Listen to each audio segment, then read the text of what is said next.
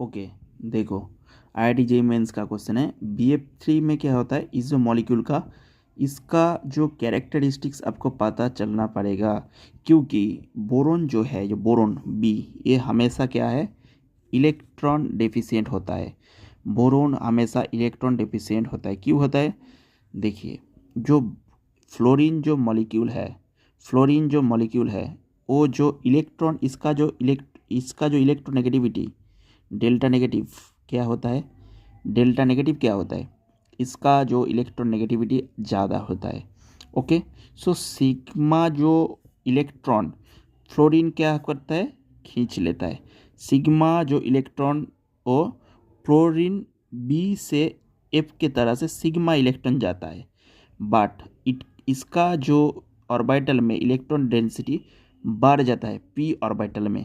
So sigma donation पाई का, इसका जो इलेक्ट्रॉन बढ़ जाता है, ये जो नेगेटिव ऑलरेडी तो इलेक्ट्रोनेगेटिव विथ ऑलरेडी इलेक्ट्रोनेगेटिव, फिर भी इलेक्ट्रॉन खींच रहा है, तो इसका जो नेगेटिव चार्ज बढ़ जाता है फ्लोरीन का, फ्लोरीन मॉलिक्यूल का इलेक्ट्रॉन डेंसिटी बढ़ जाता है। सो जो पाई इलेक्ट्रॉन है, सो पाई इलेक्ट्रॉन को ये बोरोन के तरफ से खींच देता है, बोरोन के दिशा में ये पठा देता है। ठीक है, it will donate the pi electron towards boron. F will donate pi electrons towards boron and the দেখো সিগমাটা যাবে আমাদের ফ্লোরিনের দিকে এবং পাই একটা যাবে বোরনের দিকে। বোঝা গেছে? তাহলে সিগমাকে অ্যাকসেপ্ট করবে ফ্লোরিন আর পাইকে অ্যাকসেপ্ট করবে বোরন। তাহলে পি পাই এখানে কী হয় বলো, পি পাই ব্যাক বন্ডিং। তাহলে ব্যাক বন্ডিংয়ের, যেহেতু আমাদের ব্যাক বন্ডিং এখানে সিগমাটা মোর এফেক্টিভ, সেহেতু এই যে বোরনটা কী হয়ে পড়ে, বোরনটা লেস ইলেকট্রন হয়ে পড়ে, মনে হচ্ছে ইলেকট্রন ডেফিসিয়েন্ট হয়ে পড়ে। তাহলে আমাদের যে BF3 মলিকুলটা কী হয় বলো, যেহেতু আমাদের পি পাই ব্যাক বন্ডিং হয়, তাহলে BF3 হচ্ছে আমাদের ইলেকট্রন ডেফিসিয়েন্ট।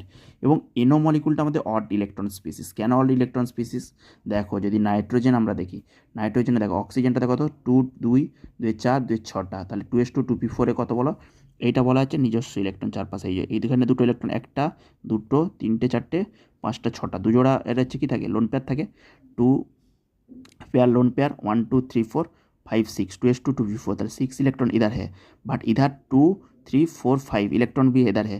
बट ये जो इलेक्ट्रॉन है, ये इलेक्ट्रॉन क्या है, अनपेयर्ड इलेक्ट्रॉन है, तो ये अनपेयर्ड मॉलिक्यूल है, ये ऑड इलेक्ट्रॉन स्पीसीज है।